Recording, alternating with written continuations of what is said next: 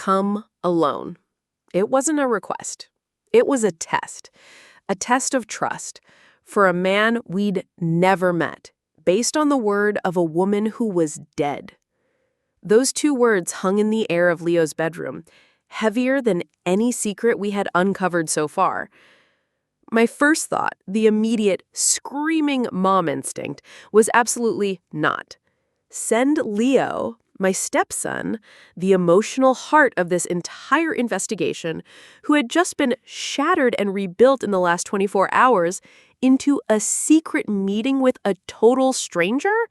It felt like sending a lamb to a potential slaughter. I would rather walk through fire myself.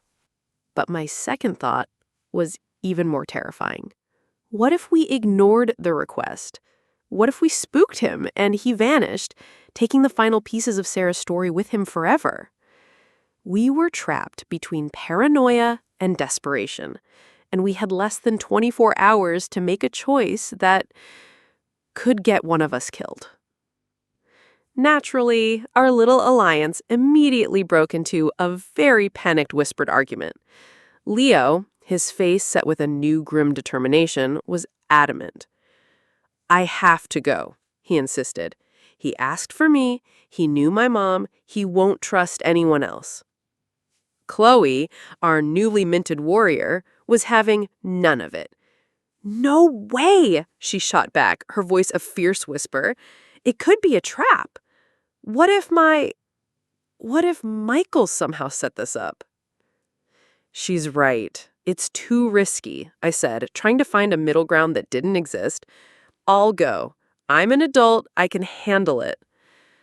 But Leo just shook his head, looking at me with a wisdom that was far too old for his 16 years. "He won't talk to you," he said quietly.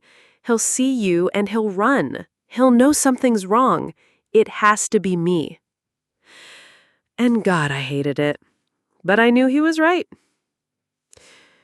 Today, you're going to see what happens when you're forced to make an impossible choice. You'll watch as my little blended family becomes the world's most stressed out suburban spy agency, complete with secret earpieces and a getaway car that desperately needs an oil change. We will finally come face to face with the ghost we've been chasing. And he will reveal a secret so unexpected, it shatters everything we thought we knew about that final, fatal night, and sets the stage for a new player in this deadly game. Let's get into it. Leo was right. God, I hated it. But he was right. It had to be him. But if he thought for 1 second I was sending him into a potentially life-threatening situation with a stranger, armed with nothing but his quiet dignity and a cool hoodie, he was out of his mind. He wasn't going in unprotected. We weren't just going to a meeting. We were running a full-blown, high-stakes, suburban surveillance operation. Our kitchen table, usually covered in homework and cereal bowls, became the command center for what I like to call Operation Don't Let My Stepson Get Kidnapped. Chloe, ever the tech-savvy one, immediately took charge of the gear. Here was the plan. The bait. Leo would go to the rendezvous point alone, just like Daniel requested. He would be the brave, solitary figure walking into the unknown. I tried to look confident about this part. I think I mostly just looked like I was about to throw up. The surveillance team. That would be me and Chloe. We would follow him at a safe distance, park somewhere out of sight, and basically turn my minivan into a high-tech surveillance van. You know, minus the high-tech part. It was mostly just us, a bag of stressed Cheetos, and a lot of binoculars. The lifeline. This was Chloe's brilliant idea. Leo would wear a tiny, nearly invisible Bluetooth earpiece, the kind you forget you're even wearing. He would keep his phone in his pocket with an open call to me, so I could hear every single word of the conversation. He would also turn on location sharing so we could track him on my phone, like a very precious, very scared pizza delivery. And finally, the most important part. The safe word. Or, in our case, the safe phrase. We went back and forth on this. Chloe suggested the eagle has landed, which I vetoed immediately because we are not in a 1980s action movie. We settled on something more natural. If at any point Leo felt like he was in danger, all he had to do was say the phrase, "I miss her art." The second I heard those words, I wouldn't hesitate. I would hang up and call 911. I remember standing in the living room, my hands trembling a little as I carefully tucked the tiny earpiece into Leo's ear. He looked at me, gave a small, nervous smile, and for a second, we looked like something straight out of a spy movie. A very low-budget spy movie, starring a florist and two teenagers, but a spy movie nonetheless. And that's the lesson here. Sometimes, to protect your family, you have to become a little bit crazy. You have to be willing to channel your inner secret agent, even if your only gadget is an old pair of birdwatching binoculars. Our plan was set. It was a good plan, but it had one giant, 6-foot-tall, architect-shaped flaw. We still had to get the warden of our prison out of the house. Our plan had one major flaw. You can have all the secret earpieces and getaway cars in the world, but none of it matters if the final boss is sitting in the living room watching the game. We had a warden in our prison, and his name was Michael. We needed him out of the house and completely distracted for at least 2 hours. And for that, we needed to use the weapon he was already obsessed with, Mark. The plan was devious, a little bit brilliant, and probably stolen from a dozen different spy movies I've half-watched on a lazy Sunday. With Chloe as my tech consultant, we crafted the perfect bait. She worked some teenage magic on my phone to create a fake lock screen notification that looked completely real. Then I did the hard part. I took a deep breath, walked into the kitchen, and casually left my phone face up on the counter, right next to the fruit bowl. On the screen, for anyone to see, was a message notification. From Mark Thorne, message, "We need to talk. It's about Chloe. Meet me at the old cafe at 7. It was a calculated risk, a huge one. We were essentially poking a bear, knowing it would send him into a rage. We were sending Michael on a wild goose chase to confront the one man he despised most in the world. But his anger directed at Mark was a wildfire, loud, destructive. At least you could see where it was going. His suspicion of us, that was like a poison gas, silent, creeping, and it filled every corner of the house, making it impossible to breathe. I'd take the wildfire any day. We just had to wait for him to see it. It didn't take long. He walked into the kitchen to get a glass of water, and his eyes immediately locked onto the phone. He stopped. He picked it up. He read the message on the screen. He didn't yell. He didn't ask questions. He just stood there for a second, completely still. I watched as the muscles in his jaw tightened, and his hand, for just a moment, clenched into a fist so tight his knuckles went white. He put the phone down, walked out of the room, and at exactly 6:55 p.m., we heard his car start. The bait had been taken. The warden had left the prison. Now, it was our turn to move. The address Daniel sent wasn't for a house or a cafe. It was just a string of numbers, a set of coordinates. Chloe plugged them into the map on her phone, and as the little red pin dropped onto a remote spot by the edge of the lake, I heard a sharp intake of breath next to me. It was Leo. His face had gone completely pale. He looked at me, his eyes wide, with a look I couldn't quite decipher. "I know this place," he whispered, and his voice was so full of sudden cold dread that my own blood ran cold too. The drive out there was quiet. The kind of tense, are we about to meet a key witness or a literal axe murderer quiet that makes you regret every life choice you've ever made. The coordinates didn't lead to a bustling landmark. They led to an old, dilapidated pier jutting out into the lake, its wood gray and splintered from years of neglect. It looked like the ghost of a memory, forgotten by time. Leo told me later what was going through his head in that moment. This place, it was their secret. His mom used to bring him here when he was little, a quiet spot to sketch and escape from the world. She called it her secret escape. It was their place, a sacred piece of his childhood. And that's when the new, terrifying question hit him. How did Daniel know about it? Was he really the trusted confidant in the diary? The one she shared everything with? Or had he been something else? Someone watching from the shadows? A stalker who knew all her secrets because he'd been spying on her? And that's the thing about memories. They're supposed to be a safe harbor, a place you can go to feel warm and protected. But sometimes, when you revisit them, you find they're haunted by ghosts you never knew were there. We found a spot on a little hill overlooking the pier, partially hidden by some trees. It was the perfect vantage point. Chloe and I were officially the world's most nervous two-woman surveillance team, armed with a pair of binoculars and a bag of chips that was making way too much noise. I watched Leo in the rearview mirror. He just sat there for a second, his eyes closed.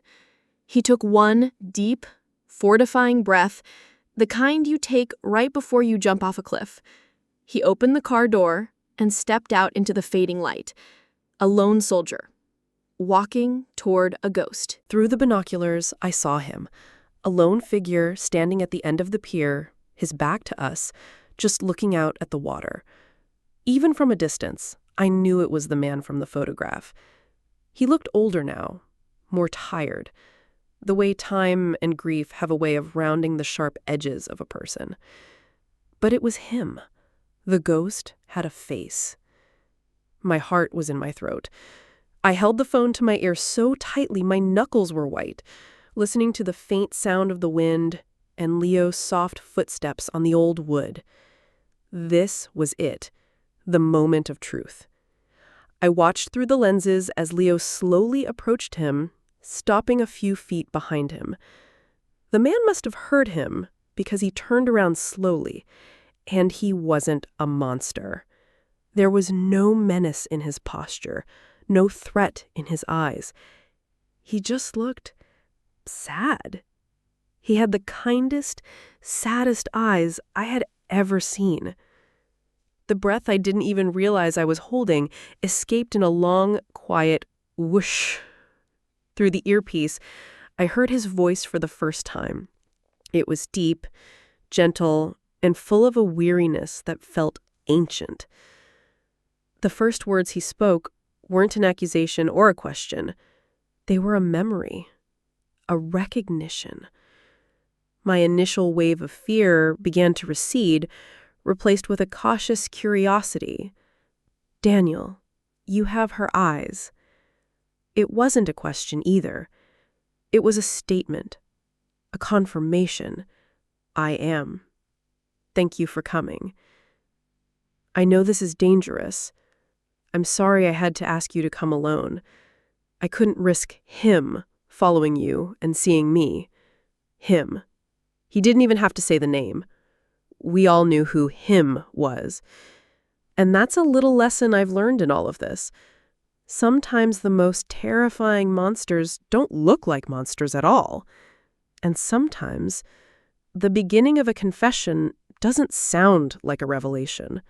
It just sounds like an apology. My fear had subsided, but a new feeling was taking its place. A sense of deep, profound sadness for this man and for Sarah and for the whole tangled, tragic mess. I came here to expect to find a key to unlock a mystery. I never expected the first thing he would hand us was his own broken heart. I came into this meeting expecting to hear a story about a monster. I was ready for Daniel to confirm all our worst fears, to paint a picture of Michael as the villain we suspected he was. I never expected the first real part of his story to begin with a confession. Through the earpiece, I heard Leo ask him a simple question, his voice hesitant. "Leo, what happened to her?" There was a long pause, filled only with the sound of the wind. Then Daniel spoke, and the words he said sent a shockwave right through the phone and into my heart. "Daniel, what happened to your mother? It was my fault." I literally gasped. Sitting in the car, miles away, Chloe turned to look at me, her eyes wide with confusion. His fault? What could that possibly mean? My mind started racing through a dozen horrible scenarios. Was he involved? Was he an accomplice? But what came next wasn't a confession of a crime. It was a confession of something far more human, and in some ways, far more heartbreaking. It was a confession of weakness. "Daniel, I was weak. Your mother, she was planning to leave him. For good. She had everything packed, ready to go. She called me that night, her voice so hopeful, and she told me to come get her. And I got scared, Leo." He let out a shaky breath. "I got scared of what Michael would do. To me, to my career, to her. He had threatened me before. So I told her to wait. I told her we needed a better, safer plan. I told her not to do anything rash." His voice broke on the last few words. "I never should have let her go back into that house alone. I should have just gotten in my car and driven." And the whole simple, black and white story I had in my head just shattered into a million shades of gray. This wasn't a story about a clear villain and a clear victim. It was a story about fear and control, and a man who made the wrong choice at the worst possible moment. That's a painful lesson, isn't it? That sometimes the biggest tragedies aren't caused by a single evil act. They're caused by 1,000 tiny moments of fear. A single decision to wait instead of act. He wasn't the monster. He was the man who was too afraid of the monster to save the person he loved. But his story wasn't over. He hadn't just come here to confess his guilt. He had come to tell us what he saw that night, the part no one else knew. Through the binoculars, I saw him. A lone figure standing at the end of the pier, his back to us, just looking out at the water. Even from a distance, I knew it was the man from the photograph. He looked older now, more tired. The way time and grief have a way of rounding the sharp edges of a person. But it was him. The ghost had a face. My heart was in my throat. I held the phone to my ear so tightly my knuckles were white, listening to the faint sound of the wind and Leo's soft footsteps on the old wood. This was it, the moment of truth. I watched through the lenses as Leo slowly approached, stopping a few feet behind the man. The man must have heard him because he turned around slowly. And he wasn't a monster. There was no menace in his posture, no threat in his eyes. He just looked sad. He had the kindest, saddest eyes I had ever seen. The breath I didn't even realize I was holding escaped in a long, quiet whoosh.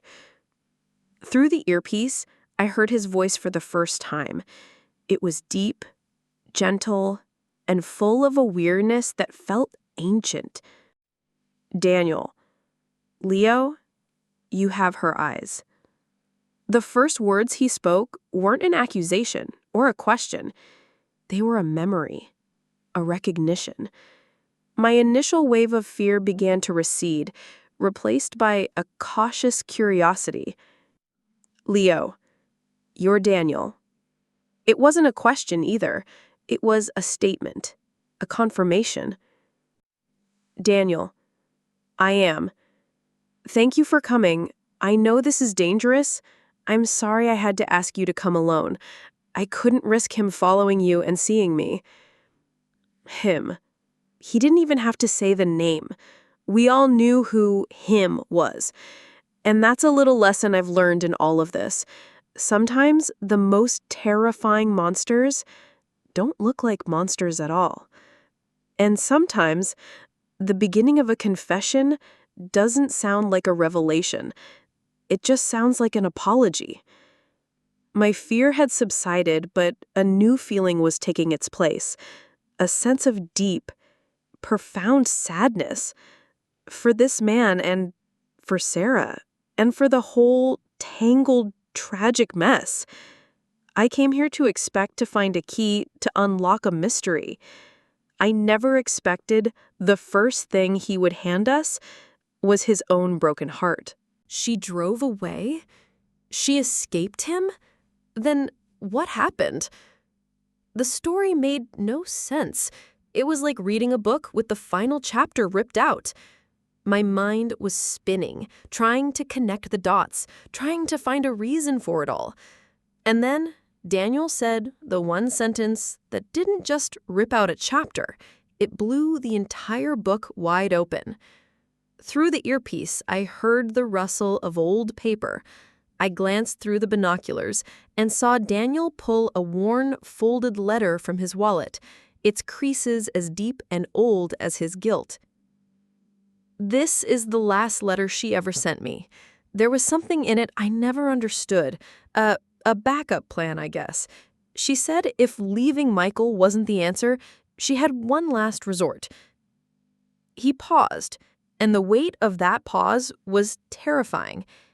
A person from her past, someone who owed her.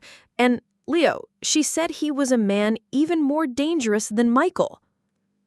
More dangerous than Michael? Is that even possible? Who could possibly be more dangerous than the man who built a cage around her life and threatened to bury her in it? The silence on the line was thick with our shared shock. I heard Leo's voice, small and tight with a new kind of fear. Who? Who was it? I watched as Daniel looked down at the letter in his hands, then back up at the son of the woman he loved. He never wrote his name. She just called him my first mistake.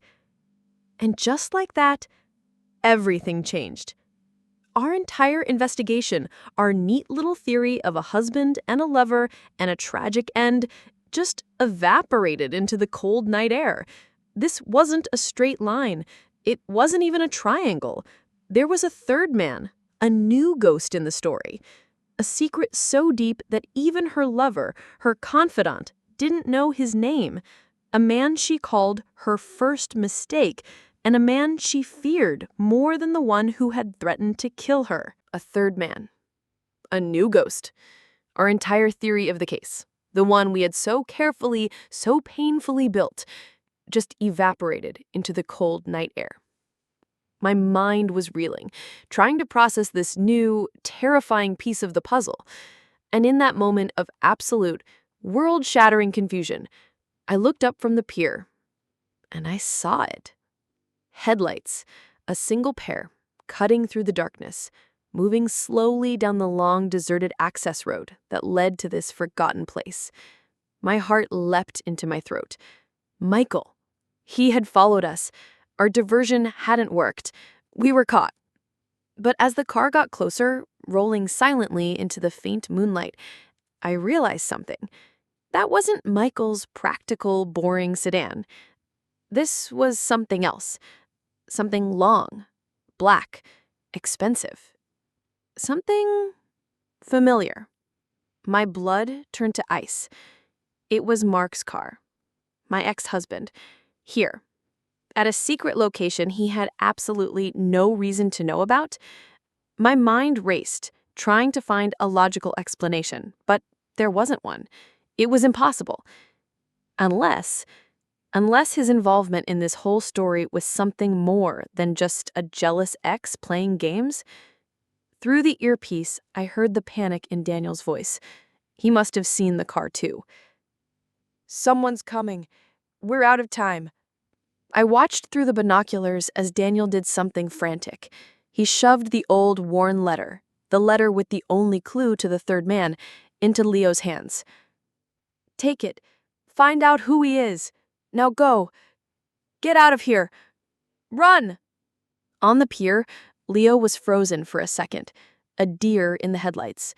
And down the road, the sleek black car of my ex-husband, the last person on Earth who should have been there, was getting closer and closer.